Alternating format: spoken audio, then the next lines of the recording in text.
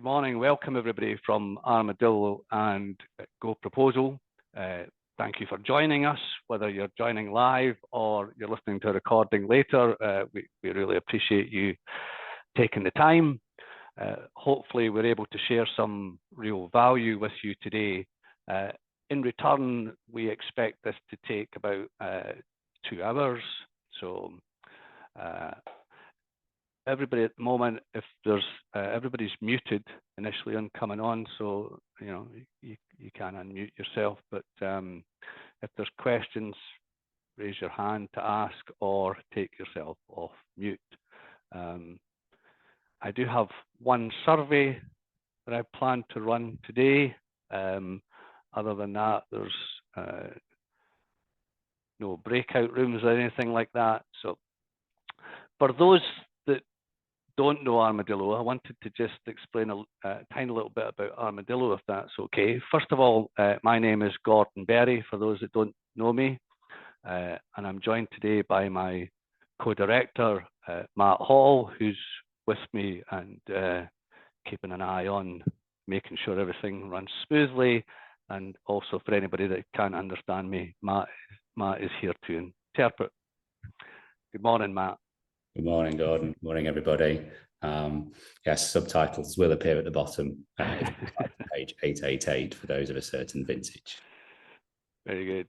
So Armadillo is about supporting accountants with business development, tax support, people development, really non-technical, and well-being. And the focus today obviously is practice development with a little bit of people development. We're also delighted to be joined by Chris Johnson from GoProposal, who's going to take us through a little presentation a little later on. Good morning, Chris. Thanks for joining us.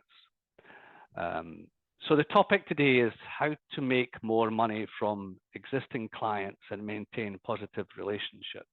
So we'll hopefully have a little bit of fun with the idea of maintaining relationships whilst agreeing fees. When done well, this is really just about helping someone to reach a decision where you can feel comfortable and feel like you're getting good value for a fair exchange. So the focus today is practice development, and this is our proposed agenda. Busyness versus business, get the pricing right, what creates growth, how would it change your practice? If I can just tell you a little bit about my own background, because I believe it's relevant. I am an accountant myself, chartered certified accountant, qualified in 1994 when I was about 10 years old, I think. My father before me was a chartered accountant. I took over his very traditional practice back in 2002. And to be frank, it wasn't very profitable. It had marketed itself for years on being the cheapest in town. People got round to paying eventually, but probably after they'd been chased with 1, 2, or 3 letters. And when I took it over, I set about building it up to be more profitable. And then I sold it in 2009. And I sold it because I'd also qualified as an NLP coach and hypnotherapist. And I had an interest in psychology, and I wanted to get out from behind the desk and work one-to-one, just doing business development with clients who actually appreciated what I did. Nice people who were happy to spend money and just wanted me to spend a day with them, helping them grow their business. It was a little bit more challenging when the previous business, the accountancy business, had been marketed on being the cheapest in town. What you tended to attract was people that were simply focused on price. So I sold that business in 2009. Subsequently, I was asked to come back and help run an accountancy network. I'd been a member myself for quite a few years, and that had really helped my own growth. So that's now what I do. I also run a very small practice, but we're quite selective with who we take on as clients. And I probably make more profit from those fewer clients than I originally made when I took over that original accountancy practice. So what I'm going to do is share with you a few of the learnings that I had that helped me build that practice to be more profitable. And it helped me to find clients who paid me on average about 4 times what I might have earned simply from doing compliance work. Probably on average about 4 times what I would have earned from just doing their accounts and their tax return. So hopefully that agenda looks all right. Sounds okay and ready to get into it. Interestingly, when something is important enough to us, we almost always find a way. I once heard Tony Robbins say, there are no lazy people, just unmotivated people. And it's interesting how we always find time for the things that interest us. Enthusiasm brings energy. You could be laying around all day complaining of feeling tired, and then someone comes along and suggests doing something that you really love doing. Suddenly, you've got energy for it. Your energy levels change, they rise. In my experience, many accountancy practices are set up charging too low fees, trying to service too many clients, oftentimes for things that clients don't even want. Accounts, tax, VAT, bookkeeping, a little bit of a grudge purchase. Sorry to break that to you, but not many people get up in the morning and say, I think I'll go and buy myself a tax return today. So it's not lighting them up, and it's not lighting us up if that's the approach of the clients, and it can destroy that enthusiasm. There's an argument that everyone wants to do meaningful work and feel recognized for it. It feeds our soul. If you feel that you have your pricing right and that you're being aptly rewarded and you're doing meaningful work and it's appreciated, then you feel encouraged, enthused. If you think about your figures in your own firm, how many clients you have times the average fee is your turnover? How many clients does your firm have per partner? How many hours are the partners working? What difference would it make to you if you could double the fees and half the number of clients? How many hours would you get back? How many hours are you really working? And how would that change your life?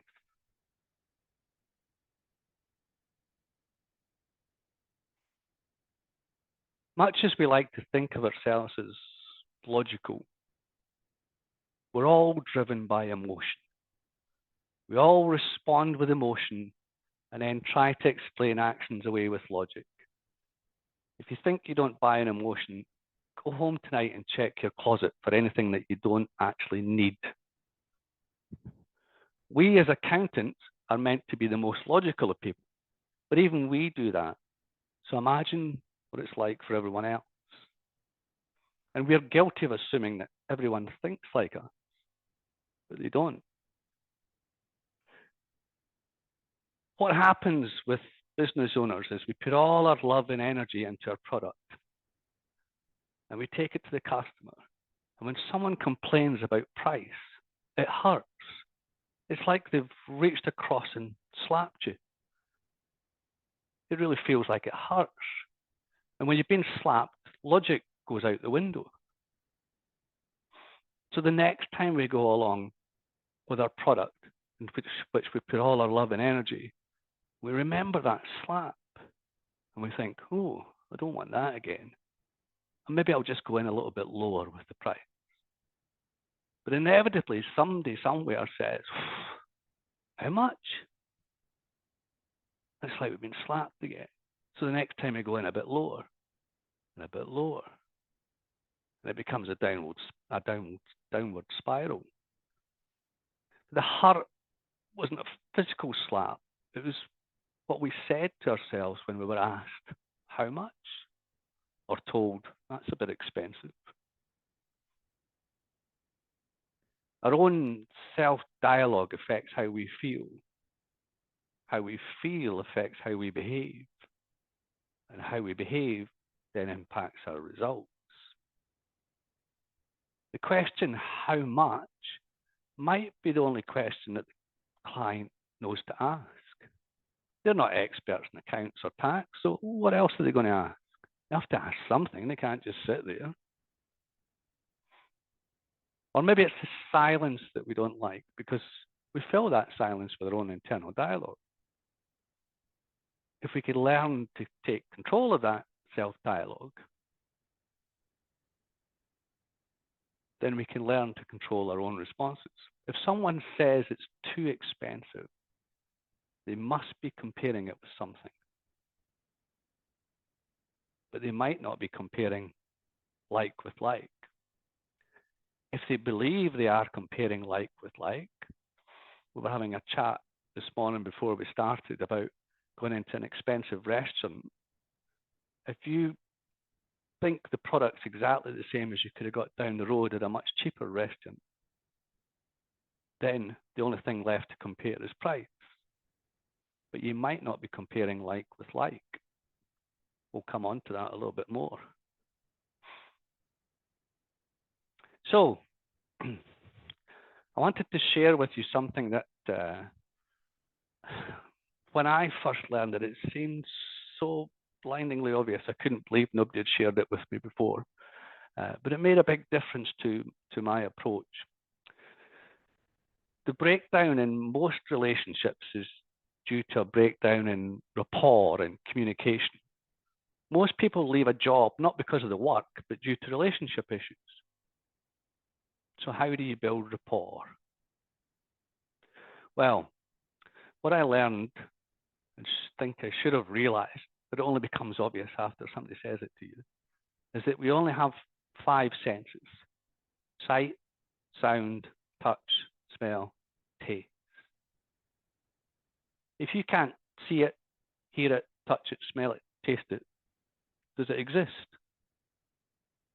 Not in your world, it does. So this is how we take information in. We can't do it any other way. But interestingly, most people have a preferred sense. They tend to rely on one sense more than the others. We all do all of these things.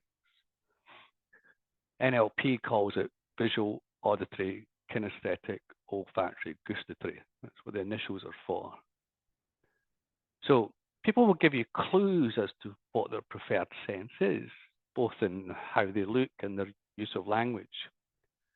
If you could pick up on those clues and communicate with them in their own preferred sense, then it helps build rapport. And it's largely unconscious. They're not aware that they're leaning on or have a preference for one sense or another. Let me see if I can explain this a bit further. A person who has a preferred sense of visual, sight, wants to see how your proposal looks. You need to paint them a picture, make it clear and bright. They'll tell you in the language. They might say, well, I can't see how that's going to work. It just doesn't look right to me. I'm a bit hazy on parts of it. If you can respond with the same type of predicates, then you're literally speaking their language.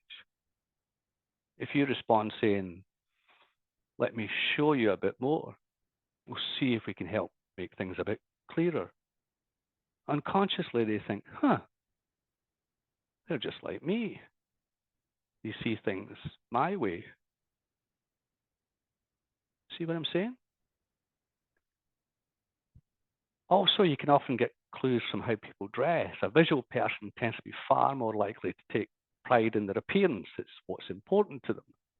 They tend to talk fast, talk from the top of their lungs because they're literally thinking in pictures. A person who's more auditory, the sort of person who maybe cocks their head to the side to hear you better. I had a friend in the previous accountancy network that I was in who did that. The minute you started talking to him, his head went over to one side. They're literally trying to hear you better. It turned out he was also a keen musician. The auditory sense was what was important to him. So an auditory person is listening to hear if something just clicks for them.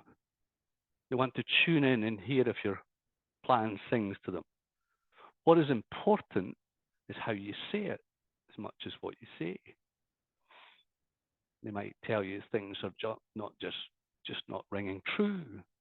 You can almost hear the thud as your plan hits the wall. So you want to create harmony with what you're saying. Make sure you're working from the same hymn sheet. Someone whose preferred sense is more touch, feel. They like to be able to get a handle on how this is going to work. They want something concrete, something they can hang their hat on. Gut feeling might be telling them this isn't going to work. You're going to have to get down and dirty. Give them something they can grasp. Unlike the visual person, they're not as concerned about their appearance. They just want to be comfortable. They probably won't move quite as fast or talk quite as fast. They like to get in touch with their feelings during the communication. Get a feel of what I'm saying? Smell and taste don't come into it quite so much unless they're maybe in the catering industry or perfume or wine tasting. But although we all tend to use all five senses, we tend to have a preference. And people like them. If you use the same language as them, then you become like them. And it's not necessarily conscious. Unconsciously, they're getting the message. He or she is just like me. And people like them. If you think about it, this is where things go wrong when we move from dating to marriage. When you were dating, you made an effort to tick all those boxes. You made an effort with your appearance. You said the right things in the right way. You wanted to be close to the other person and touch them a lot. You made an effort with smell. Once you're married, you go back to your preferred sense and they go to theirs. You picture the scene.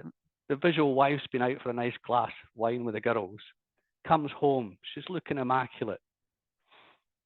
Kinesthetic, touchy-feely husband has been working under the car all morning. He wants a hug, but she's not about to cuddle that dirty, crumpled mess that's let himself go. Not like when they were dating. It might be visual husband and auditory wife. She says, you never tell me you love me anymore. He says, but look at all the things I buy, the places I take you, the gifts I give you. She says, yeah, but you never tell me you love me. It's a breakdown in communication because they're using their own preferred sense. NLP says that the person with the most flexibility controls the system.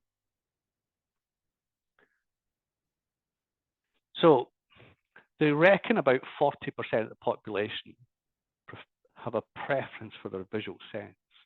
This is probably based on American statistics, to be fair. And you can maybe see that 40% of the population would be more visual. But the figures probably aren't that far off for the UK. So when you present a set of accounts to your client, does it visually stimulate them? They reckon about 20% of the population are more auditory. And that's split 50-50 between auditory external sound, and auditory internal, what we call auditory digital. Auditory digital is more internal sound. So it's a lot of internal dialogue and everything's logical, sequential, analytical. So when you're speaking to your clients about their accounts or the tax return, does it sing to them? About 40% of the population are more touchy-feeling, like to be able to get their hands in about things, like to be able to hold on to things, or they're in touch with their emotions. So when you present your set of accounts to somebody, and it's black and white type on cheap, nasty paper and no cover, it's not even nice to the touch. We're literally speaking to about 10% of the population. And then we get together with other accountants and complain, what's wrong with these other people? People are weird. If you think about the lifetime value of a client, what is the lifetime value of a good client for you? Someone you want to work with, communicate well with, pays on time, values what you do. If an average fee is £3,000 and the profit in that is £1,000, if they stay 5 years, then they're worth maybe £5,000. What would you be willing to pay to get them on board and keep them? Is it worth taking the time to think about how we can communicate with people using their own language?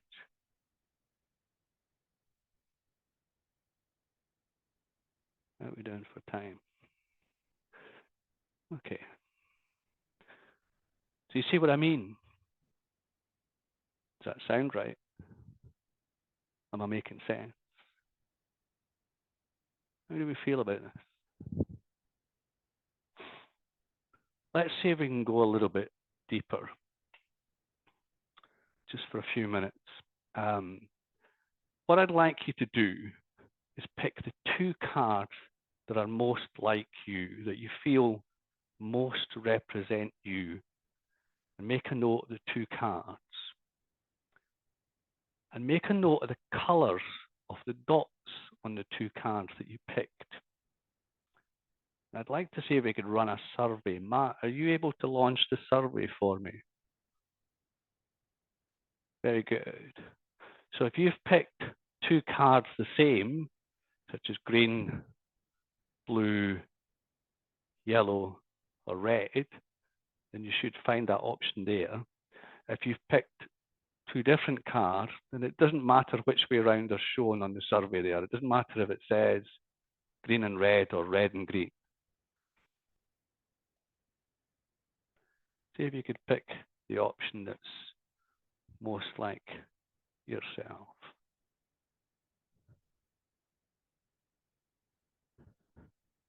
Good. Just giving people a moment to do that.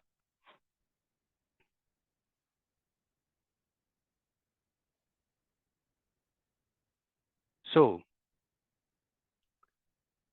I think you probably end the survey, Matt. Cool. And if you share the results, are you able to do that?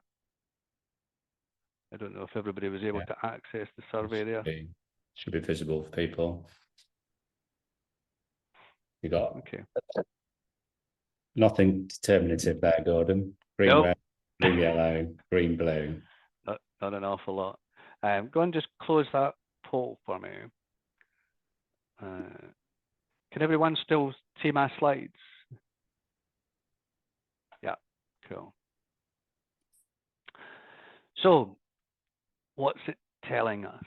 Well, this is what's known as disc profiling, and both Matt and I are certified trainers in disc. So, this stands DICSC. First of all, D stands for dominance. People that were on the picking green color on the cards, it's a little bit of analysis of personality type.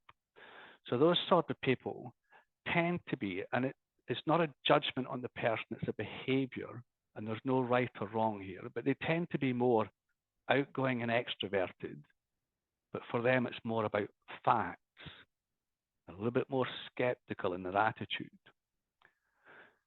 The good thing about them is they're quite direct and self-assured.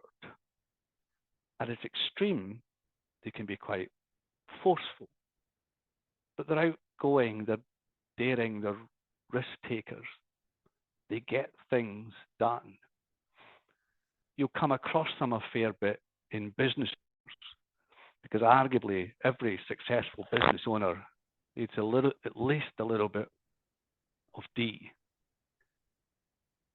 Slight challenge with somebody who's very high D is they might be inclined to run over the top of people. may not be very popular. Their biggest fear is being taken advantage of, appearing weak or vulnerable. Somebody who's chosen the red card, and you may be that you chose two, so you may be halfway between two colors. The red at its extreme, these tend to be more extroverted, outgoing people, and for them it's more about people rather than facts. Does that make sense? So they tend to be very influential, persuasive, confident. Life and soul of the party. We all know somebody like that. We've got a lot of friends. Slight challenge with them can be they never actually get anything done. They're too busy building relationships. But again, business needs customers. So these skills or these people can be very important for the business. Typically, salespeople. Their biggest fear is being ignored, or loss of influence, or disapproval. The blue cards, and again, as I say, you could be halfway between. We only picked two, it was just an example. But the blue tend to be more about people, but they're a little bit more cautious and introverted, not as outgoing and extroverted. So their good points is they're very loyal. If you're good to them, they'll be very loyal to you. Very sincere, very much a team player, very patient, good listener. Slight challenge at its extreme, of course, is that it may be difficult to change or redirect them within the business. This is the way we've always done it. But they're the sort of person that's maybe the mother hen in the office, the one everybody goes to for a word of comfort and an arm around the shoulder. Again, can be very important within the office. Their biggest fear is change or offending others, loss of stability. So the fourth category, conscientious. They tend to be more cautious and introverted, and for them, it's all about facts and skeptical. So very conscientious, high standards, accurate, fact finder. I have to say, stereotypical, traditionally, accountants. Not always, but stereotypically. The downside with the high C, as I would put it, is that some people might think they've got a problem for every solution. Their biggest fear is criticism or being wrong. Again, very important within the office. And we all have a little bit of all of this. But again, we tend to have a little bit of preference. So if you're speaking to a client, it can be helpful to have a bit of an understanding about what sort of personality type they are. It helps with the communication. The high D, when you're addressing fee issues, for example, it helps to understand how different people like to be communicated with. The high D, green in our example here, the more outgoing and extroverted, but likes facts. With them, you want to get to the point quickly. Focus on the big picture. They don't need the detail. They're the sort of person that said, I've said this once, I don't have to expect to repeat myself. Again, you'll have met people like that. Focus on results and make efficient use of time.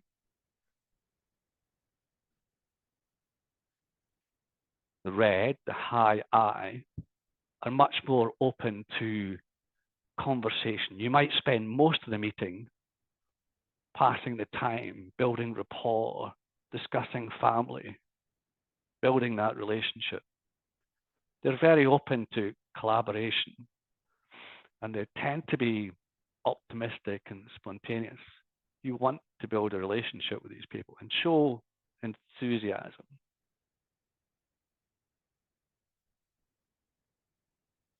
The S, it's more about when communicating with them, showing warmth. Respect their slightly more cautious pace and avoid being too forceful. As I said, tend to be slightly more introverted. For them, it's about people. It's still about the relationships, but they're not as outgoing as the I, the red. So take the time to listen. Take an easygoing approach. Don't force anything with them. And C, the yellow, they just want the facts. I don't need a story. Just give me the facts. So in your approach to them, what they'll respect is the detail, focusing on logic. Expect skepticism and show appreciation for their logic and emphasize high standards. I hope you can see that it's about understanding that different people take in information in different ways and actually process information different. I've heard it said so often that other person's just being difficult. Maybe they're not being difficult. Maybe that's just how they process information. And if you've got the flexibility to recognize it and adapt your approach, then that puts you in control. Ralph Waldo Emerson once says, "Who you are speaks so loudly, I cannot hear what you're saying." We give it away in our language, we give it away in our approach. And if you're alert enough to pick that up, then it helps build that rapport, communication, and keep a long-term client.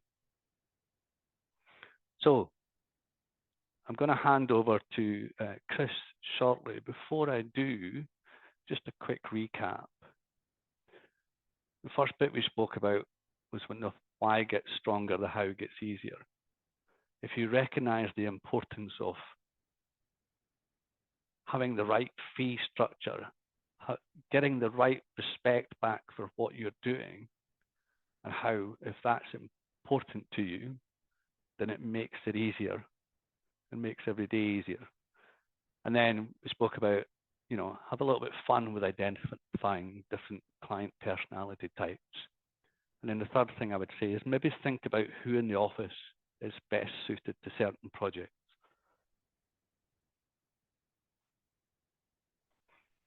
So what I'm going to do is stop sharing my screen and pass over to Chris Johnson from GoProposal, who's going to take us through the next part of the slide.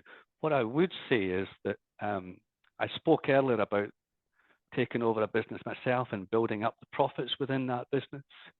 One of the things that helped me hugely is exactly what Chris is about to share with us. Made a massive difference. So if I can pass over to Chris, are you able to? Thanks, Gordon. Yeah. Okay. Okay. I'll just make sure I can share my screen. Hopefully it's still working as it was when we tested it. There we go.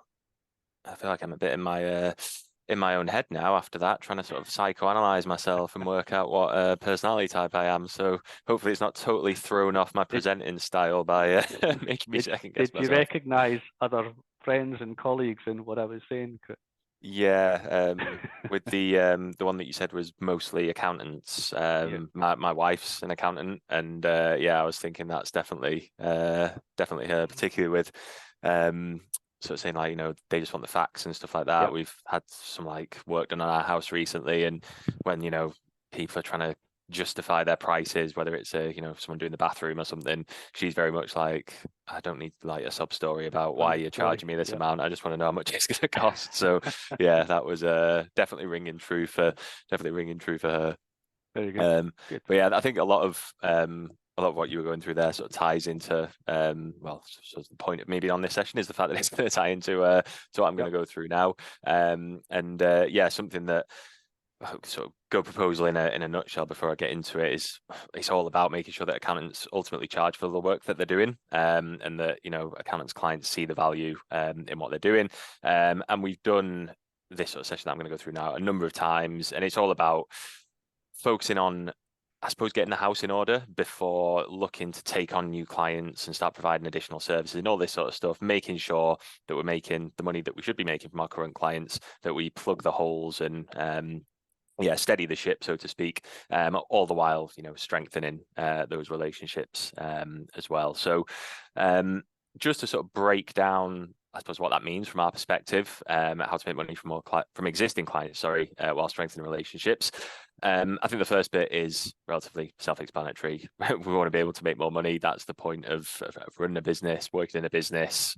It's not going to work if we're not ultimately making money. So as I say, it's about plugging those gaps and maximizing what we've got from our existing clients, as I say, as a starting point. So it's all well and good taking on new clients, and that seems to be when people think about making more money, the sort of first thing they think of is, oh, I need more clients then. I think, as you were saying before, Gordon, you've got that sort of lifetime customer value, number of customers you've got, and the monthly fees that you're charging them. And yeah, it's easy to look at just one side of that and the number of customers you've got. But let's look at what we're actually charging those customers. Is there more we can be doing for them? Are we charging them the right amount in the first place? And maximizing that first and foremost. But I think the key thing is we want to strengthen the relationship while we do that. The solution isn't just to say, well, okay, we've got 50 clients, let's just double the fees and hope for the best and see what happens, with no context behind that. That's not what we want to do. We don't want to be sort of ruffling any feathers or just, seeing what we can get away with, so to speak. We want to do it from a sensible standpoint, so it makes sense for us as the accountant and for the client as well. And the way that we've always done that within GoProposal is through what we call having a delegated sales system, which is a very sort of fancy phrase that is just a nice sort of spin for us to put on things. But again, to break that down into its constituent parts, I think this is where a lot of accountants sort of fall down. And I think this first bit, sort of making it something that you can delegate to the team, ties into one of your last points as well, Gordon, where you were talking about who in the team is more suitable to do different things.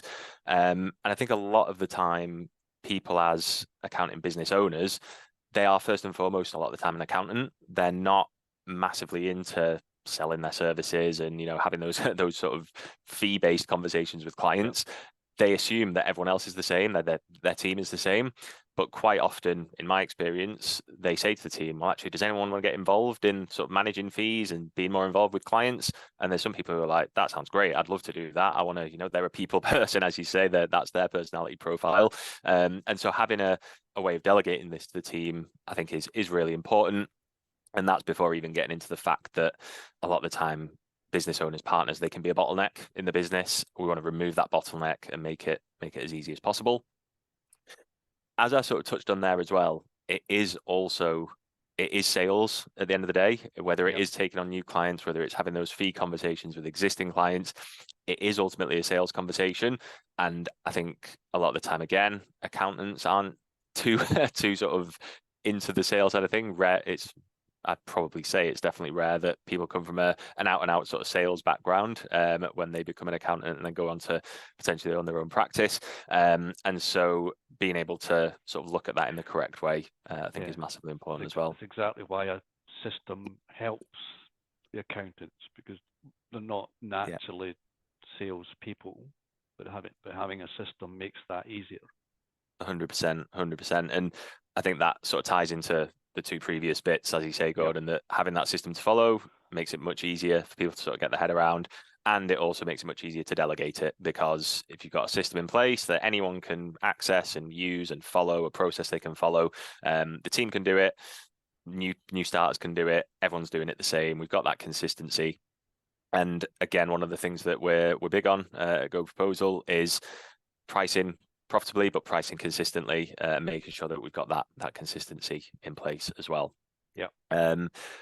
And ultimately, as I say, the problem that we're trying to solve, or that we've always been trying to solve for accountants at GoProposal, is that making sure they're always charging for the work that's being done.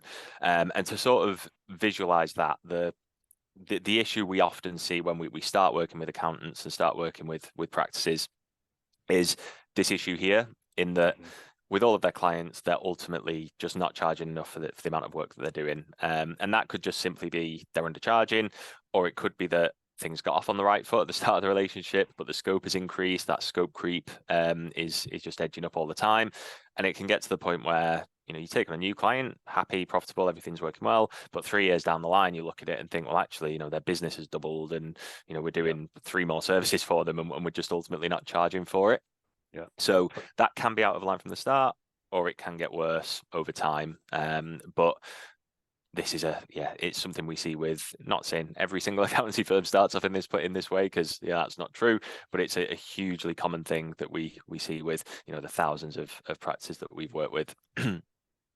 And on top of that, a lot of the time, practices are ultimately exposing themselves to a lot more risk as well, which I think is an angle that I think people are more aware of over the last couple of years. There seems to be a lot more talk around sort of compliance and AML and all this sort of fun stuff that everyone absolutely loves, engagement letters and what have you. It does seem to be something people are tackling a lot more now. But again, I think scope creep can lead to that if you're not including something in your engagement letter, but you've started providing it. Are you covered for doing that work? If something was to go wrong, can you back up the fact that you should be doing that or providing that advice or whatever it is to a client? Are you following the AML procedures? They've got a new director. Are you doing the ID checks? All this sort of stuff. It's something that people can quite often leave themselves exposed to. It's so easy when a client comes in and asks. You've already got the relationship. You thought you dealt with the pricing question, which you weren't comfortable with dealing with, and then they come in and ask you to do something else. What can you just do this or just do that? And it just, the scope just creeps up, as you say. I see it so often. Yeah, and I think that's the thing often as well, is the client will say, oh, it's just a quick query, or it's just whatever. 5 minutes of your time. Yeah, it might be quick from their perspective because they're on the phone for 5 minutes, but they don't know that you're working away for a week behind the scenes trying to find answers for them or work stuff out for them. So yeah, absolutely. I think it's, and as I think I'll come on to, so that having that transparency and the ability to show clients all the value in everything you are doing becomes so important. But this sort of issue that we see here with the scope creep, the added risk, undercharging, whatever it might be, it ultimately comes down to one of a few different reasons. Or it could be a combination of all of these reasons. A lot of the time, ultimately, and I think surprisingly, when you actually think about accountants, a lot of the time they don't actually have a defined list of services that they're providing to each of their clients. Sometimes it's just, if you ask their clients, it's, well, they're my accountant, so they do all the things that an accountant does. But there's so much within that we need to have a defined list of what we're doing, how much value that, what is the value of that, what is the cost of that, what is the fee that we're charging for that. So at the very base level, that is something we definitely need to solve. That also comes into the compliance piece as well. Are we covered for have we got the service schedules for these services in our engagement letter? Are we covered to be doing this work for you?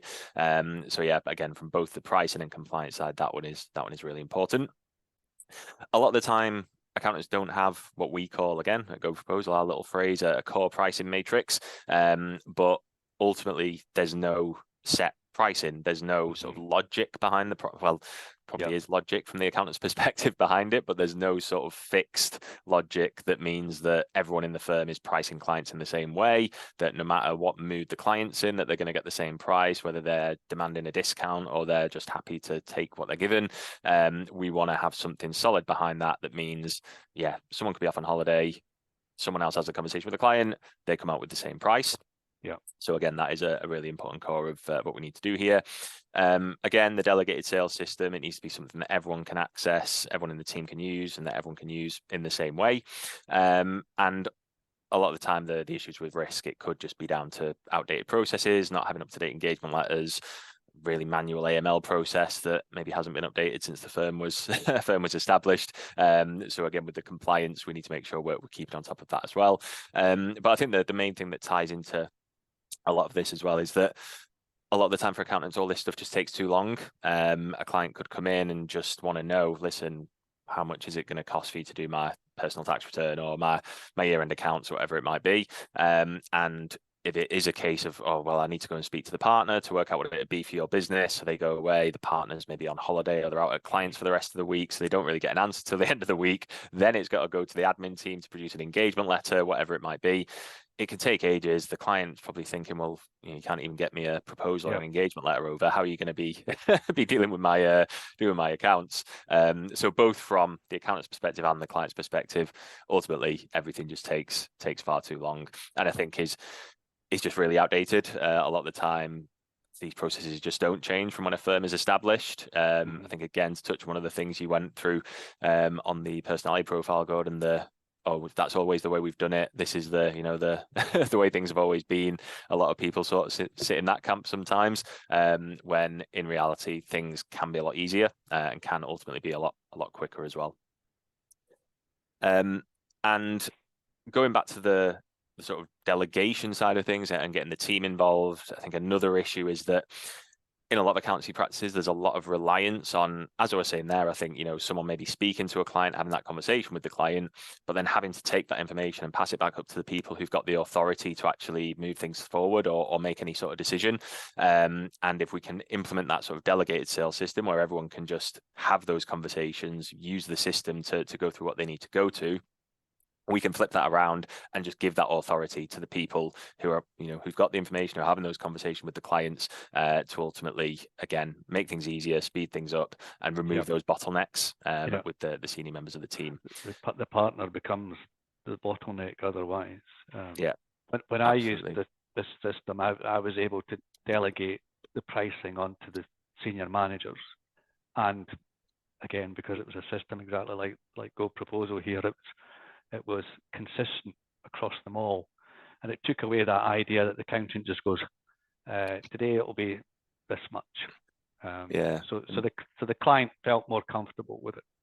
And the amount of times that I've seen people mime the old finger in the air thing when I say, if I'm first speaking to a practice and I say to them, listen, what's your process at the minute for pricing up a new client? If I was a new client, what's the process? And they all lick their finger, stick it in the air, or say, it's a finger in the air approach. It's so common. I think a lot of the time it's people view it as, I can't just let my team make up their own prices. I can't possibly give them that sort of decision to make. But as you say, if there's a system in place for them to do that, it's not everyone licking their finger and sticking it in the air. It's everyone just following the script, so to speak, and doing the same thing. Good.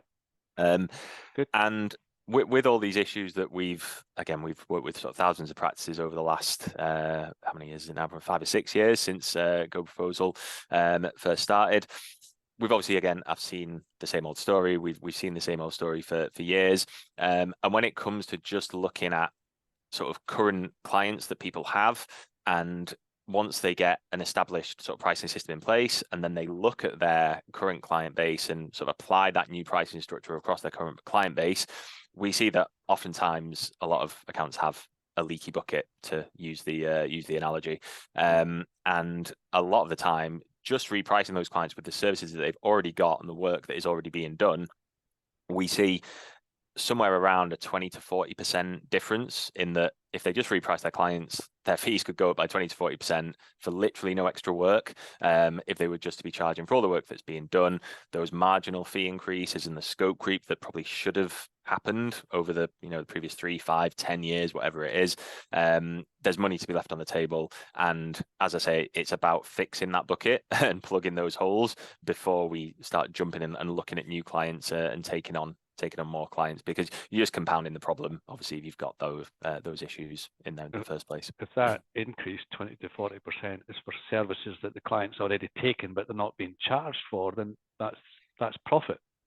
Exactly. It's not just turnover. Yeah, exactly. And it's literally just no additional work whatsoever. It's just fee increases that should have happened over the existing relationship.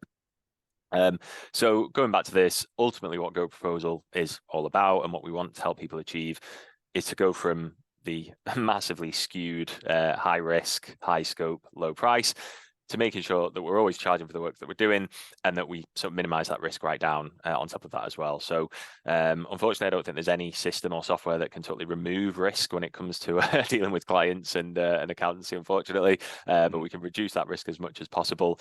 And then once we get to this point where we are charging for all the work we're doing, that's when we can start looking at taking on new clients, increasing services with our existing clients, upselling services to existing clients, and making sure that, again, we're charging for all of that additional work that we're doing as well.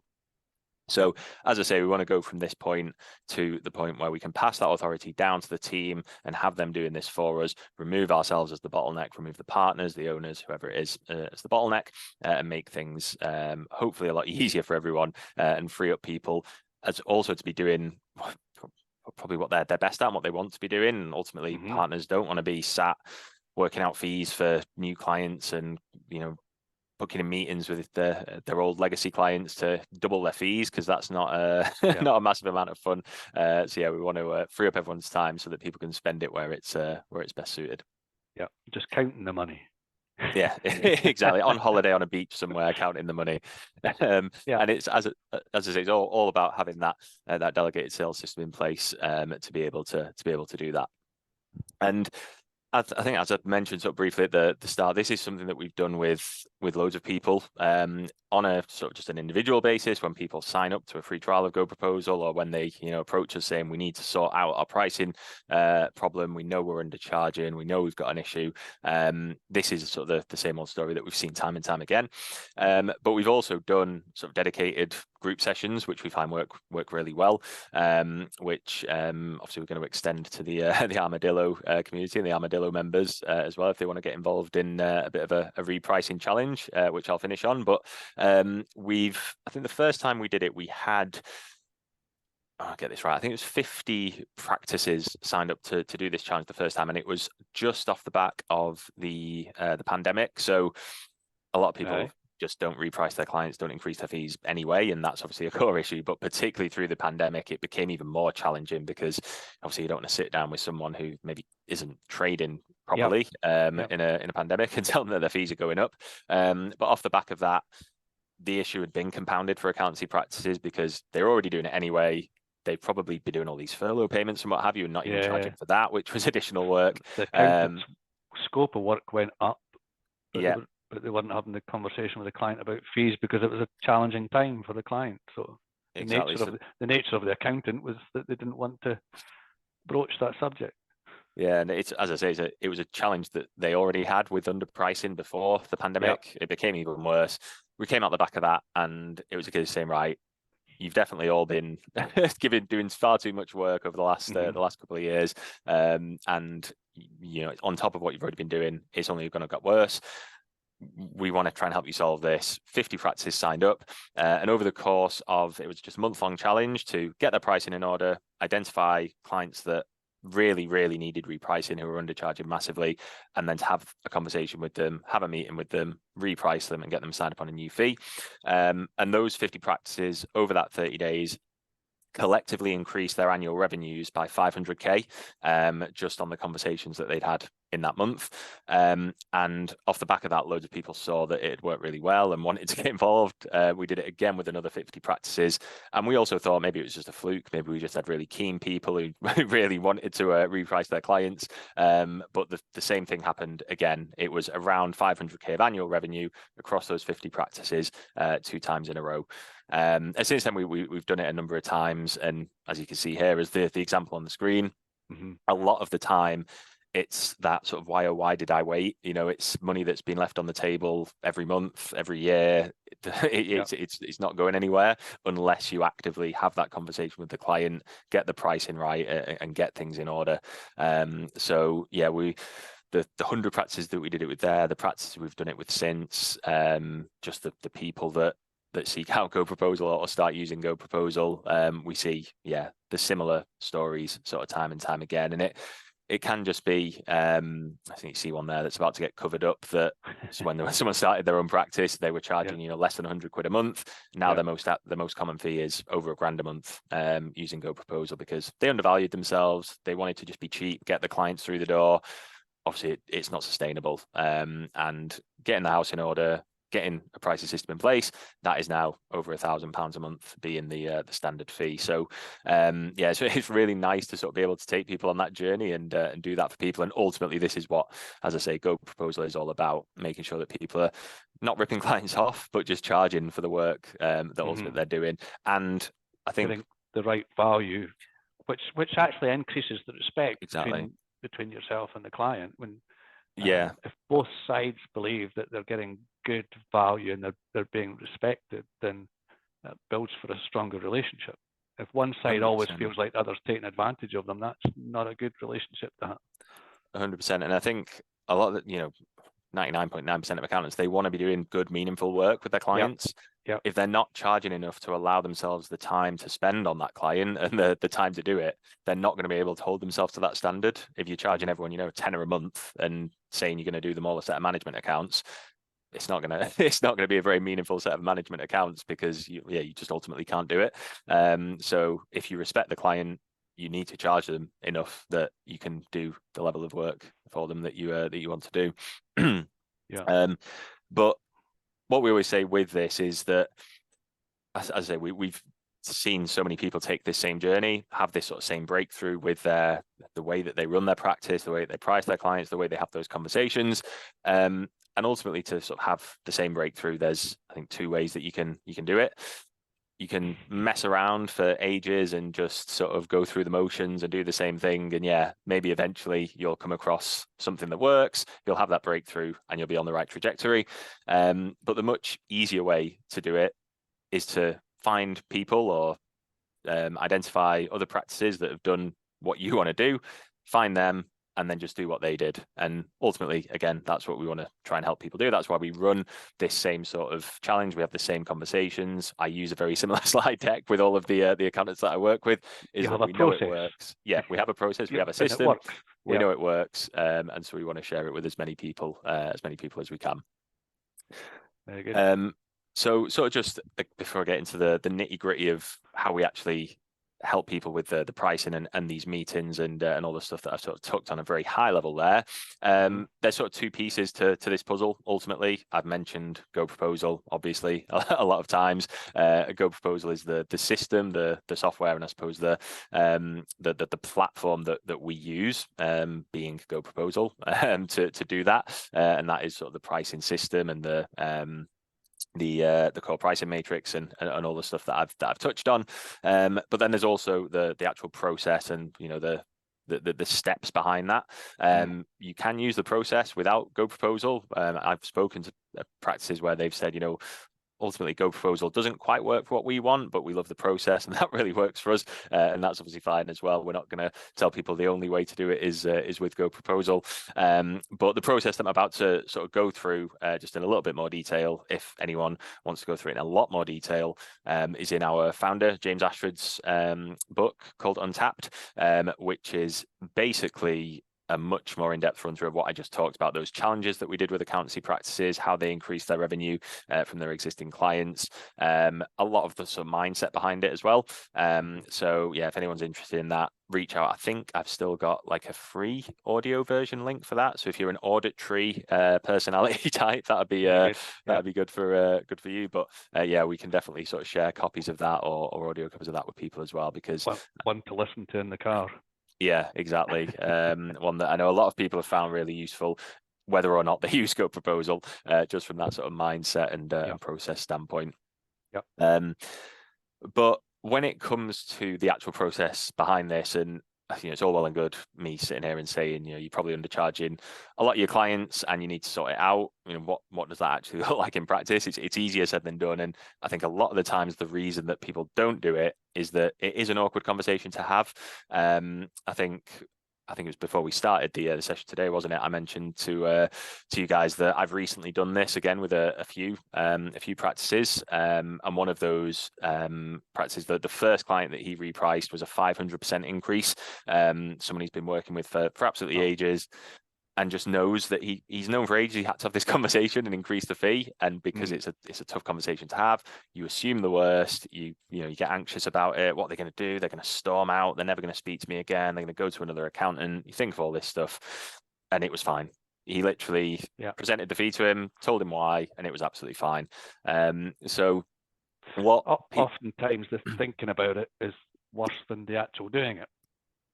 I think probably 99.9% of the time in life, that tends to be the issue, doesn't it? You fear the worst, and anxiety is thinking about something that probably won't happen in the future, so you could practice feeling rubbish in advance. Yeah, when you stop and think about it. I don't know if it might just be me, but there's like retrospective anxiety sometimes as well. Like, oh, what if they had have done this? It's like they've not even done it. You've done it. It's behind you, and you're still worrying like, what if they had done that? But a lot of the time, I think the thing that accountants are thinking of is they're going to have this meeting, have this conversation, and the client's going to say, why my fees gone up? This is a disgrace, whatever it might be. But I think a lot of the time, and I think again you sort of touched on this briefly earlier, Gordon, is they take it very personally. They think that it's that slap in the face, as you mentioned. Why have you put my fees up? Why are you doing this to me? You're horrible. You're a terrible person. All this sort of stuff. That's how they perceive that sort of kickback. And I think when the person having this conversation is the owner of the practice or the partner, whoever it is, it can feel obviously very personal because it is my prices. It's the work I'm doing. It's my business. And I think that is also a good reason to get the team involved as well, because a lot of the time they're just going to be, well, this is our pricing system, this is what the company's prices are. It's not a personal attack on me, and so I think reframing the way that we look at that is really important, because it's not a personal, well, again, 99.9% of the time hopefully it's not a personal attack on you. It's just being worried that the fee is going up, and we need to address that in the right way. So when we're sort of having a repricing conversation or one thing, I suppose the first thing that I always say to people is don't lead with this as being a repricing, a fee review conversation, whatever it might be. I did speak to a practice once who said, I've tried this before. I tried to review my clients' fees, just they all avoided my calls, didn't turn up to the Teams meetings, whatever it might be. And I was just, well, how were you sort of framing this with them? Like, did you speak to them on the phone and they just then didn't turn up to the meeting? What was going on? They said, oh no, I just sent everyone a Teams invite that said like accounting fee review or something. It's like, well, I probably wouldn't turn up to that if, I don't know, if Spotify put something in my Teams calendar that was call to discuss your Spotify plan going up. I'd just avoid that and put it off for as long as I can. So very much, I'd say don't lead with that. It always has to be and it always should be, I think, a client-led thing. As we talked about, it should be about providing more value. It should be about making sure we can provide the service level that we want to provide to all of our clients. But with that, obviously, we want to make it a positive thing and start with a positive intention. So, making sure we are working to we are providing the very highest level of service, make sure we're doing everything we can to support you. It's, probably typical sort of, I suppose, sales psychology, classic sort of techniques in a way, but we want to move away from it just being a fee review. We want it to be almost a service review or a review of what we're doing and the way that we work with clients more than anything.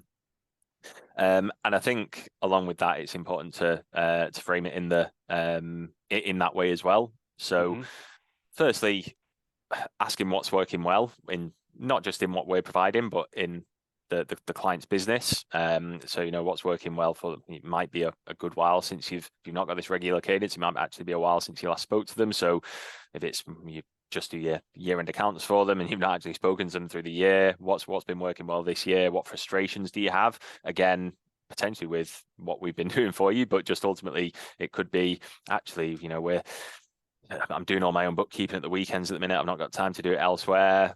That could trigger for us to say, well, we can do that for you. We don't just need to do your year-end accounts. Let's take that headache off you as well. Again, that leads into is anything more we can be doing for you. It could be that, we don't have sight over cash flow. We don't know where we're going to be in 1, 2, 3 years time, and it's really stressing us out. Again, maybe we could do some forecasting, some planning work for you. So we want to again move away from just what we're charging them and the work we're currently doing for them, to really open up as much as we can around the scope of the work we're currently providing, but also the additional stuff we could be doing as well.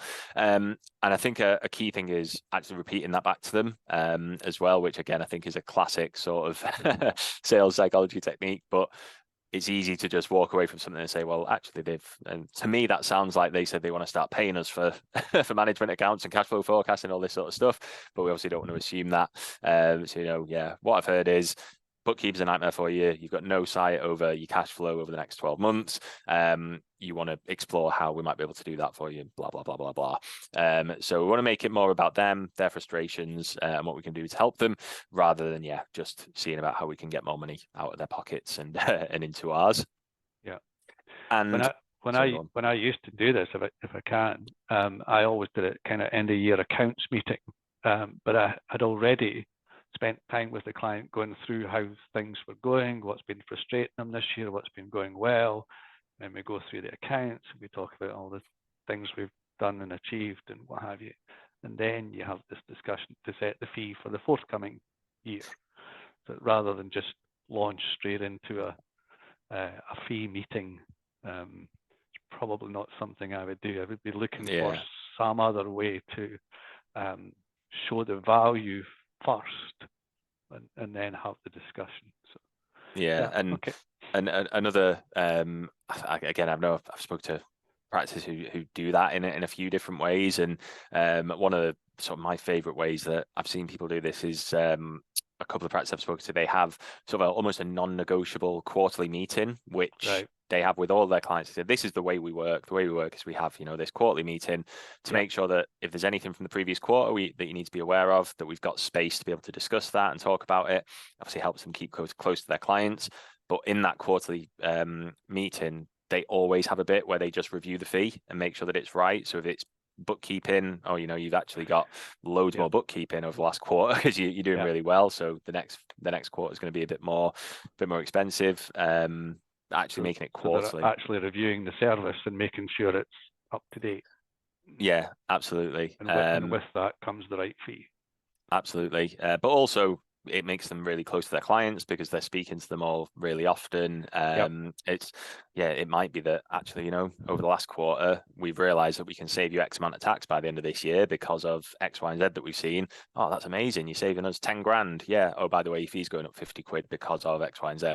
Well, that's by the by, because you just told me you saved me 10 grand at the end of the year. So, it's making sure that you, provide that value first and foremost. Whether that is end of year, as you say, just accounts meeting, some sort of tax planning advice, whatever it might be, always works best to firstly get someone to turn up, but then to put them in a good mood as well before you go into the proposal itself. But I think the sort of key part of this, where GoProposal specifically really helps out, is being able to actually review the proposal and review the fees in the meeting, because a lot of the time I speak to people, they have a great meeting with a client, they're on board, brilliant, sounds great, but you can't actually calculate the fee in the meeting, and you can't give them everything they need to make a decision in the meeting.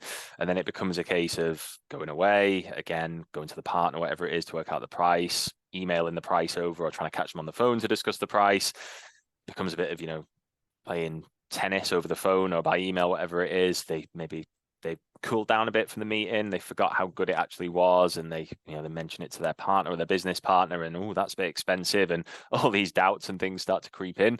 We want to be able to capitalize on that. If the meeting's gone really well, give them everything they need to make a decision there and then. So that's obviously both for new clients, but importantly for existing clients in this case, where we're talking about reviewing fees and potentially increasing fees by quite a lot. We want to be able to do it in a way that is transparent and in a way that we can handle any objections or any questions sort of there and then as well. So we want to be able to do that in the meeting. We want to be able to go through the proposal, select the services, show them the scope of the work, make sure that they're happy with it, get agreement at each step that this is what we are doing for you, this is what we said we're going to be doing. Obviously introduce any new services that have come off the back of that initial conversation. Maybe we are going to start doing the bookkeeping, doing some forecasting, but ultimately select the services, present the fees to the client there and then. And then importantly, and this is my favorite slide, is present those fees to them and then shut up and don't say anything else. Let them actually process what you've talked about, process the fees, and don't start talking yourself out of them agreeing to the proposal. Because there's a few examples of sort of funny stories people have said about this. I think there was one from I think it's the first challenge we did with the 52 practices where someone did this, they clicked the fee and the accountant saw the fee and they said, oh, that's a lot, before the client had even said anything. They ultimately still ended up signing up, but yeah, don't do that and tell the client that it's that it's more than you were expecting. And yeah, the classic is that, the client doesn't say anything for sort of 3, 4, 5 seconds. You then start trying to just convince them that, oh, well, feels actually, like an age. yeah.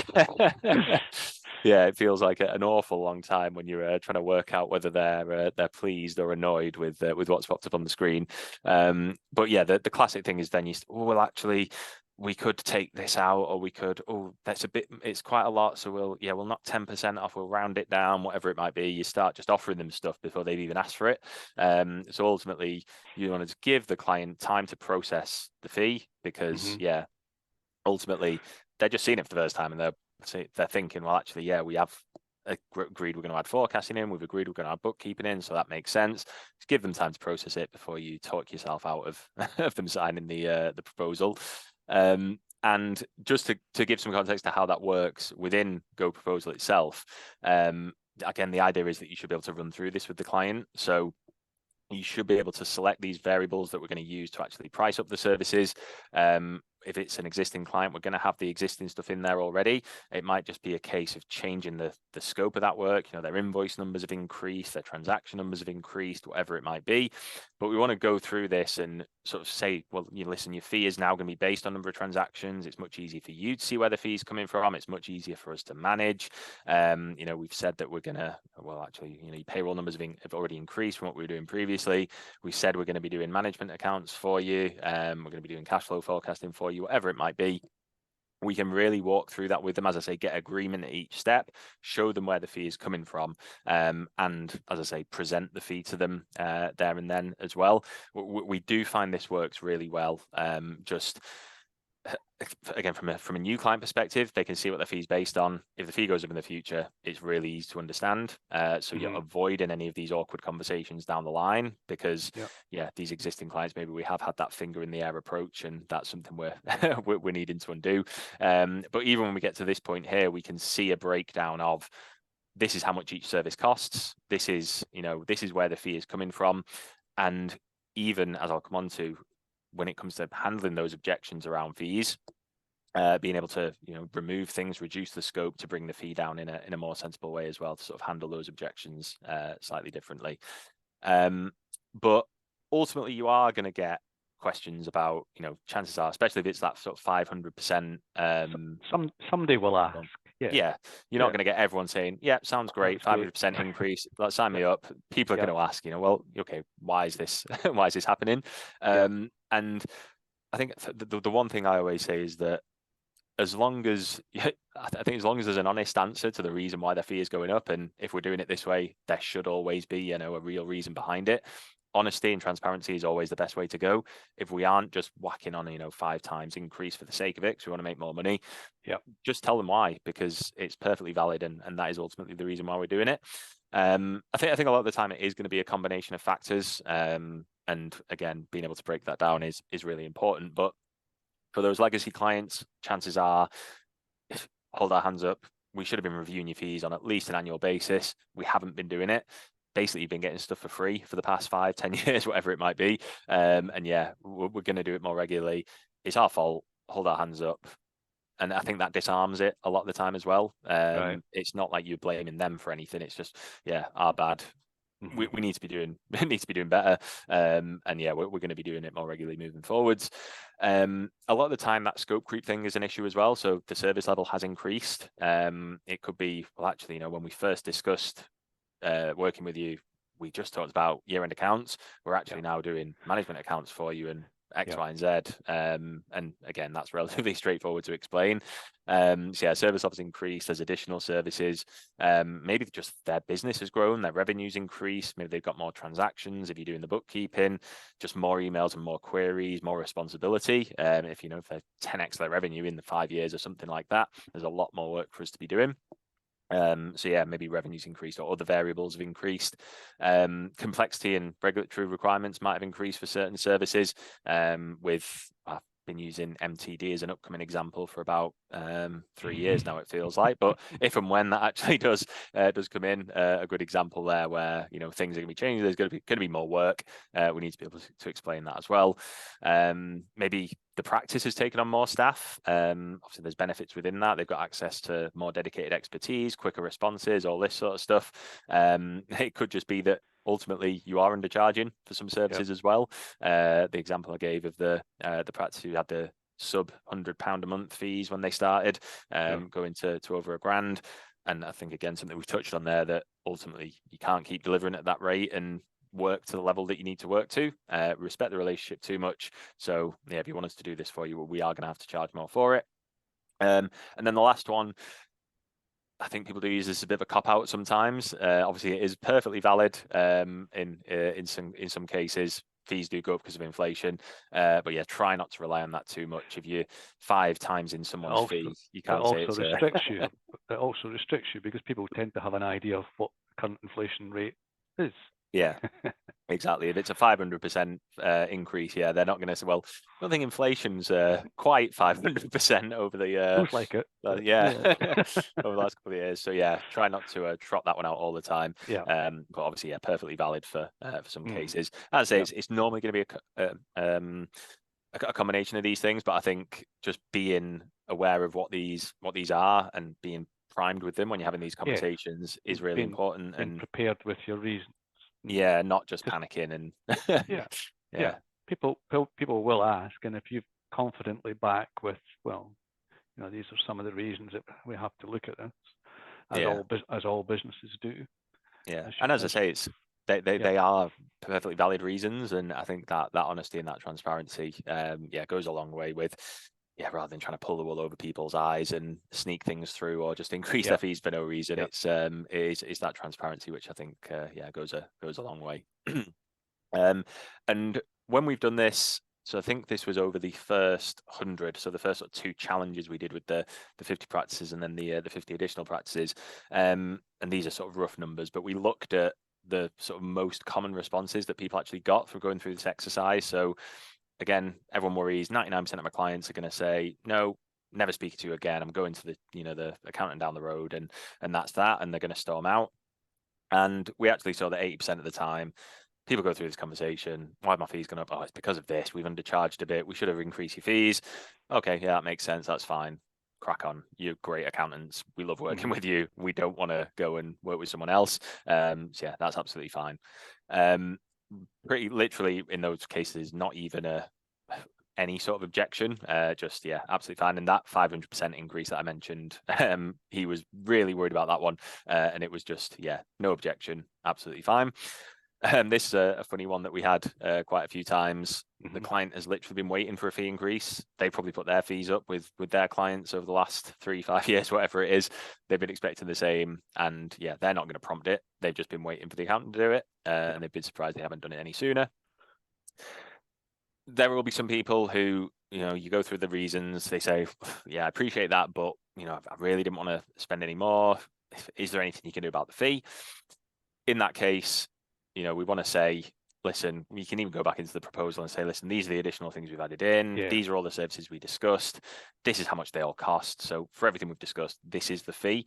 But if they say, it's out of what I budgeted or what I can afford this for the next 6 months at least, that's fine.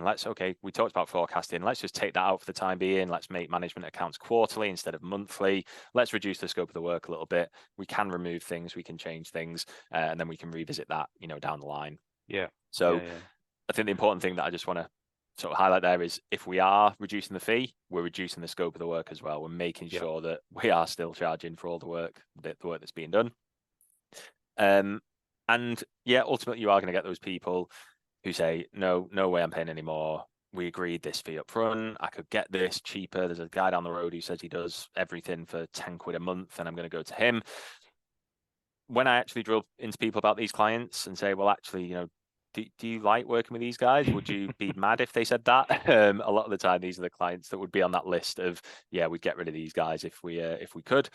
And a few sort of options there as well. So one of our sort of phrases that we that we like with these guys is you can keep having what you're having, or you can keep paying what you're paying, but you can't have both. Ultimately, again, we respect the relationship too much. We can't work to those levels. So yeah, one of these things is going to have to move. Again, we could ask if they want to remove things, bring that fee down in that way. But ultimately, if they say they're leaving, sorry to hear that. But yeah, we respect the relationship too much. We respect the level that we hold ourselves to too much. Won't cause an issue for you, and we can even recommend you the cheap and cheerful guy down the down the road if that's the way that you want to go. For whom they might be a perfectly good client, but they've maybe just identified themselves as not a perfectly good client for you. Exactly. And I think the key thing that we see with this as well is for every client that does leave, which ultimately, can happen, and a lot of the times people aren't too sorry to see the back of, when those clients do leave, that 20 to 40% increase that we see elsewhere with other clients who really do want to work with us and want to spend more with us and have more value, have more services, would take on more services if only you were available to do it. Yeah, exactly. So we see that. I can't remember the numbers for. There was another sort of big client, big accountant that we worked with recently, and they had went through this exercise and they lost. It was something like they lost 30% of their clients, but their revenue went up by 40%. Something similar to that. Like they lost clients, but they were making more money, and that's what we see relatively often with this. And then just to round off, obviously, this whole sort of this whole meeting or this whole sort of scenario, we want to end on the positive intention. The reason we're doing this is because we want to work to the highest possible levels. We want to provide you with the highest levels of service.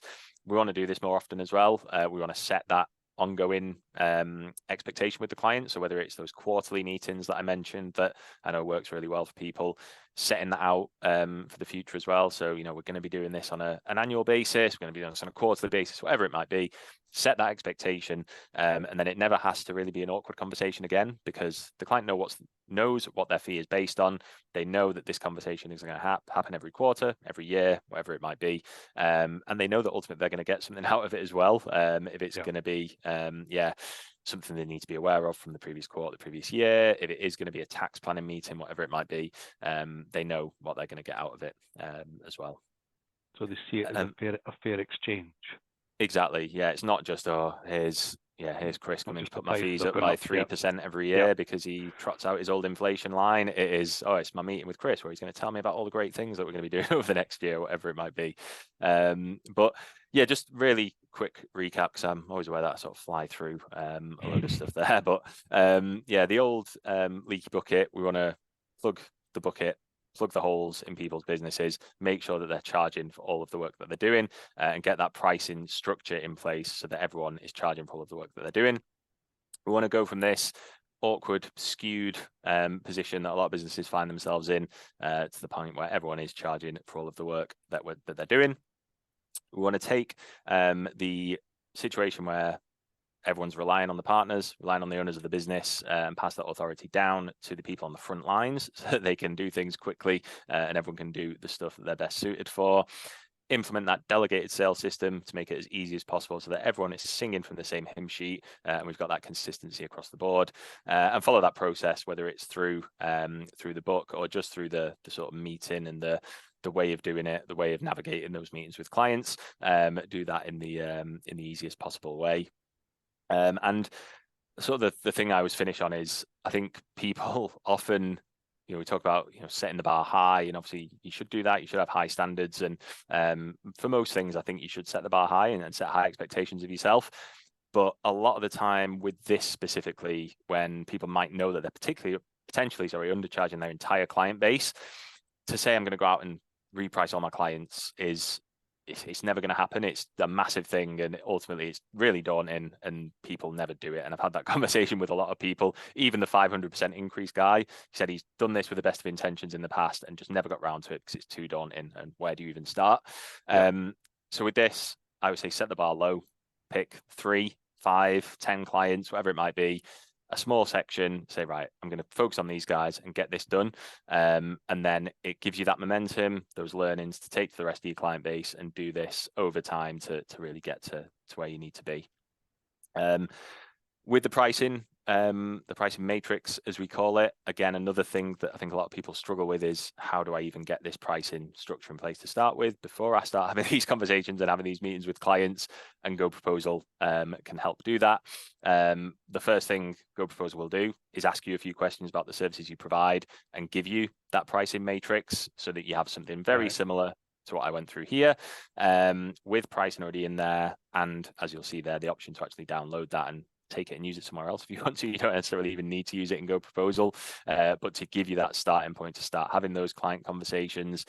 And ultimately, one thing we always say is, having these conversations is hard. Having these conversations, if fees need to go up by 2, 3, 5, 10 times, it is hard, but so is undercharging and overservicing clients for the next 10, 20 years, and not having enough time in the day to do what you need to do. Both of these things are hard. And yeah, it's about choosing whether it's that short-term difficulty of having those conversations and getting that done, or the long-term, it always being hard, and always doing too much work. And if people do want to choose I was going to say the first one, but I can't remember which one I said first now. So if people want to choose the short-term difficult of having those conversations with clients, we will also be opening up a repricing challenge to the Armadillo community, the Armadillo members, which I think my colleague James is going to get in touch about as well. We'll send an email out so people can get signed up to that.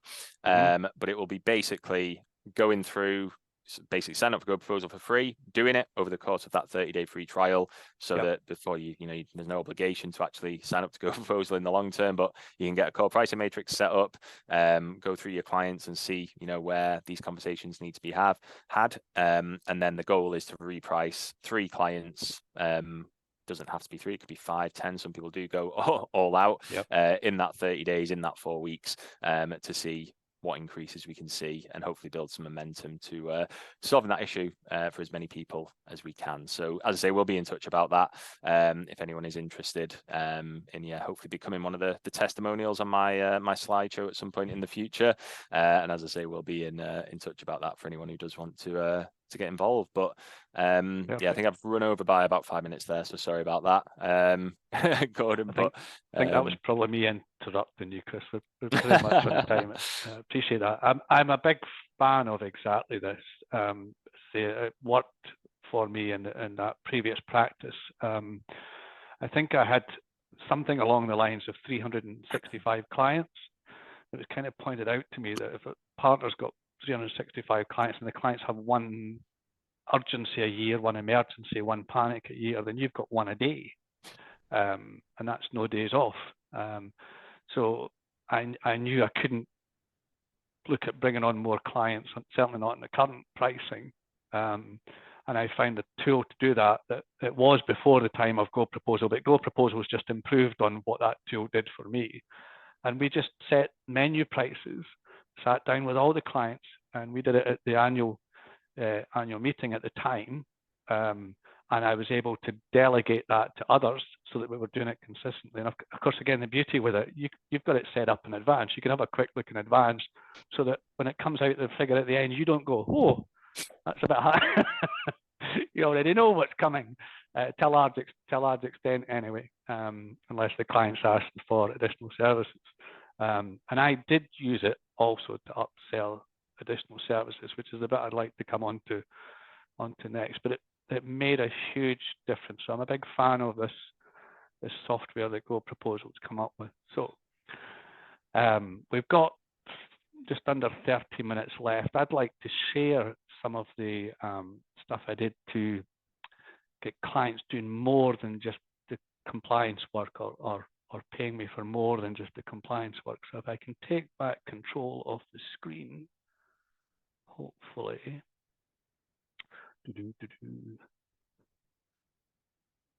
Bear with me. That.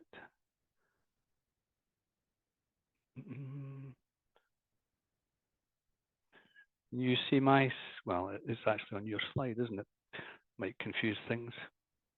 Can you see my screen again? Can I just check? Yeah, thank you. Good.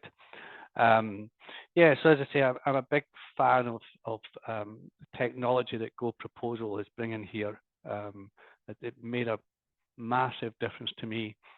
systematize how we're doing it, gave us the opportunity to have those conversations. And of course, the client doesn't tend to argue with the menu. You don't go into a restaurant and say, I'll have the steak, but I'm not going to pay you that for it. I'll give you X or whatever. So generally, if it's on the screen, the clients are largely accepting of it. And as Chris showed there, that some 80% of the clients for the firms that have gone through this with GoProposal had immediate acceptance. And then Chris took us through lots of ways of dealing with, because you will get some objections. And sometimes it's just that the client's not right for you, and it was about time you had that discussion. And other times you'll find an agreement, again, as Chris says, possibly by removing some of the additional services they were after, or maybe downgrading some of the services if that's what's required. So what I also used to take the chance to do was have this discussion about how they can grow their business. If it's okay with everyone today, if we've given value today, what I'd like to do is a short pitch for Armadillo before we finish. I've got something particular I want to share with people. So this is how I captured the interest for most of the clients that went on to become my coaching clients, business development clients, consulting clients, whatever you want, whatever term you prefer. Some of these clients have been with me now for up to 15 years. And I meet with them every month, and they pay me for a full day of my time. So what I do at the end of the meeting, and I explain to clients there are only 4 ways to grow your business. Would you like to know what they are? And I don't think I ever had anybody say no. Or maybe one. He said, no, son, just make the tax go away. But other than that, generally the clients are interested in how they grow their business.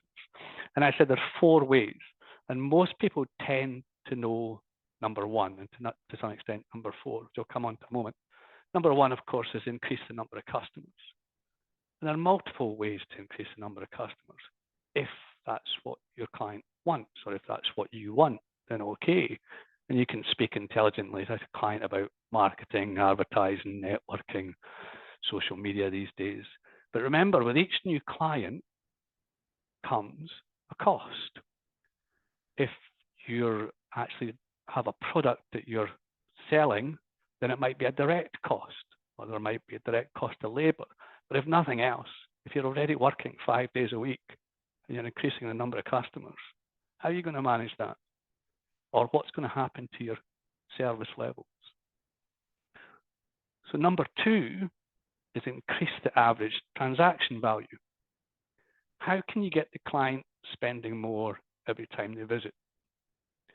And increasing prices is probably the most obvious way, which Chris has just taken us through. It's not the only way, but it's the most obvious way. What other services can you offer? Can you bundle services? Can you look at 3-tier pricing? An example I used to use at the time was McDonald's fast food restaurant, if I can call it a restaurant. And they took young kids, 16, 17 years old, and gave them a script. And they upsold everybody who came through the door. You went in for a burger and they'd say, do you want fries with that? Do you want to go large with that? Do you want a Coke with that? Or certainly that was the language years ago when I used to have to occasionally get dragged in there. But they're just using a script in order to see if they can increase the average transaction value. Or another example I used to use was something like shopping trolleys. The person that invented shopping trolleys had to hire actors to push them around the store to begin with. Initially, men didn't want to be pushing a shopping trolley. It wasn't the done thing. But they hired actors until it became the norm. But by providing a shopping trolley, you tend to fill the trolley. You tend to put more things in. Otherwise, you would only take what you can carry. So it's just about being a little bit inventive, both about what you can do. Everything that I'm talking about, you can do both in your own business and you can speak intelligently to clients about. Number 3 is increase the number of times they buy. How can you get the customer to visit more often? I always wonder why the accounting firm is only open between 9 a.m. and 5 p.m. you've got the building for 24 hours in the day. Or it might be that you shorten the time between appointments. Hairdressers is an obvious one. If somebody comes every 6 weeks, what if you made it every 5 weeks? And then simply across the whole basis, your clients increase the number of times they buy. And number 4 is improve your efficiencies. Systematize things, put processes in place, something like GoProposal. That means that you're consistently hitting the right fees at the right level, and that you're able to do that across a number of senior managers, for example. It might be that it's about removing dead time for a client. It might be about cutting out the waste. A lot of the clients think that the way to grow their profits is to cut all their overheads. But if you take that to its extreme, what business would you have? So bear in mind, efficiency is getting things done. Effectiveness is doing the right thing. What I used to do, I had a little Excel spreadsheet tool, as you could see, hopefully on the picture on your screen. It's just based on an Excel spreadsheet. I hope you can see that okay. So what I used to say to the clients, I would get their accounts. If they're already a client, that's quite easy. If they're not already a client, I'd even get a hold of their accounts, or I would just use a typical example. And I'd put their figures in beforehand, okay? So in this example, we've got 2 million sales, some direct costs and direct wages, 400K gross profit, 91,000 net profit. And I'd say to the client, if you're trying to increase profits by reducing expenses, let's just use a round sum percentage. We use 5% or 10%. I'm just going to use that as an example. If we were trying to reduce expenses by 5%, what we're going to save is 5% of that figure, 5%, 300K. So you'd increase profits by maybe 15,000. And if you go down through your expenses list, you'll find it's probably quite difficult to reduce your rent and your rates and your electricity and so on by 5%, and they'll generally agree with me. If you're looking to increase the volume of sales by 5%, what you're actually going to get is 5% off 400K in my example. You with me? So what you would actually get, you'd increase profits by 20,000. If you're able to increase prices by 5%, and potentially what you're doing is increasing it by 5% off 2 million, which is 100,000. Which is a 100% increase on your net profit. Because by increasing prices, there's no related costs. What this little tool also did for people, because of course the customer immediately, or the client immediately would be concerned about increasing prices, they're going to lose all their customers. That's the most common concern. If I increase prices, chase all the customers away, I'll be worse off. What this little tool actually does is mathematically calculates that if you increase prices by 5%, you have the same profit even if you lose volume off. And so this would change depending on the figures, but in this example I've got, increasing prices by 5% will give you the same profit even if you lose volume of 20%. So if you're already working 5 days a week, how about making the same profit in 4 days a week? How does that feel? Meantime, your competitors are busy trying to increase their profits by attracting more business. So what they do is they decrease their prices. Decreasing prices by 5% in this example would give them the same profit as you, only if they increased the volume by 33%. And if they're already working 6 days a week, they're going to have a challenge with that. And then I would go through it and say to the client, well, what do you think you can change these by? And these little spinners, as they're called, would allow us to play around with the figures a little bit. So it will change a bit depending on the actual figures you put in, but it gave the client the chance to actually visually see and project how those 4 ways to grow their business might apply to their own figures. I hope that Makes sense what I'm saying.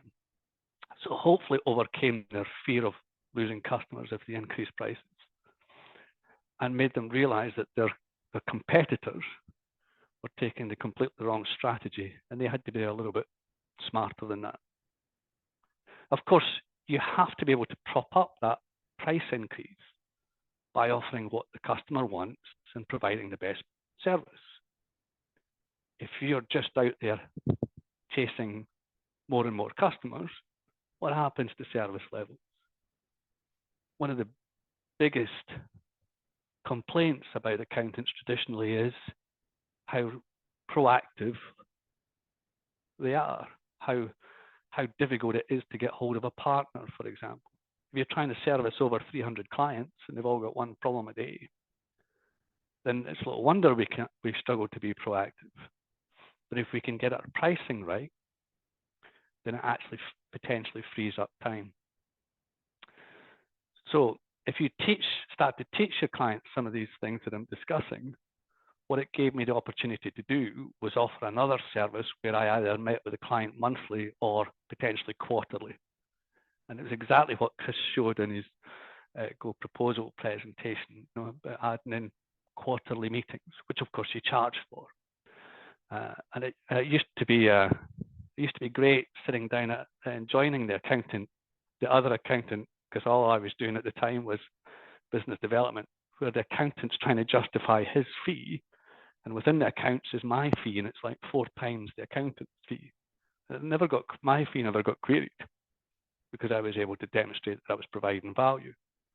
If all you're doing is preparing a set of accounts months after the year end, then it's probably really little wonder that the clients actually will stop and query the accounts fee. Make sense? Good. Okay, so I did say that I wanted to do a little pitch for Armadillo before we finish up, which we'll do just shortly. We have monthly group sessions starting in September dedicated to business consulting, business development, whatever term you prefer, business coaching. This will involve a 90-minute group session once a month where we'll go through one of the sections in the ABC coaching manual or a similar dedicated topic on business development, and answer all your questions and share experiences and share some of the things that have worked for me over the years and some of the things that didn't. Not everything works. Some of the things you have to test out. Somewhere along the line, you're going to come across somebody who doesn't want your service. And you just have to accept that's the way it is. But if you always do what you've always done, you'll always get what you've always got. It's kind of a play on what Chris said earlier.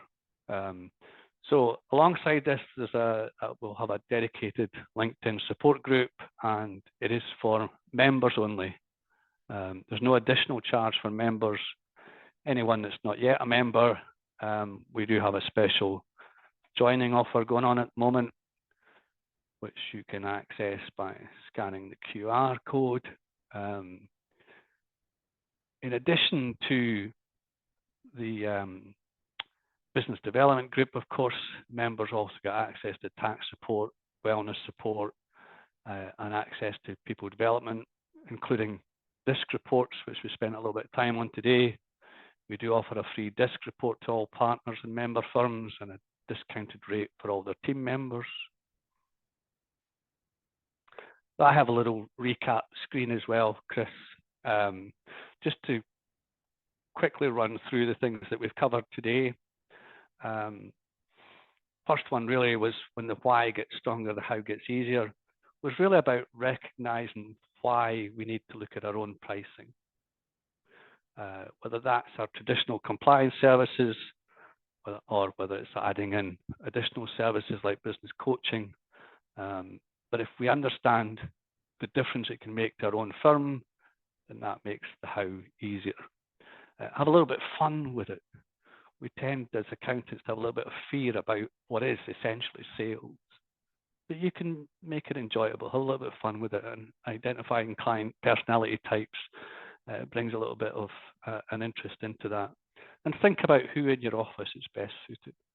When it comes to business development services, it might be that that's not the right thing for everybody in the office. but you may have some star in the office who actually would really enjoy going out and doing that sort of work with the client. Number 4, take the GoProposal pricing challenge. We'll email out, and we'll email all members with details of the GoProposal pricing challenge that Chris mentioned.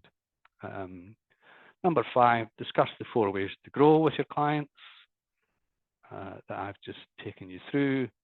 And if you're using GoProposal, I presume, I didn't actually check with Chris, maybe you can confirm this for me, Chris, but I presume we can add in our own service such as business coaching into what we're doing.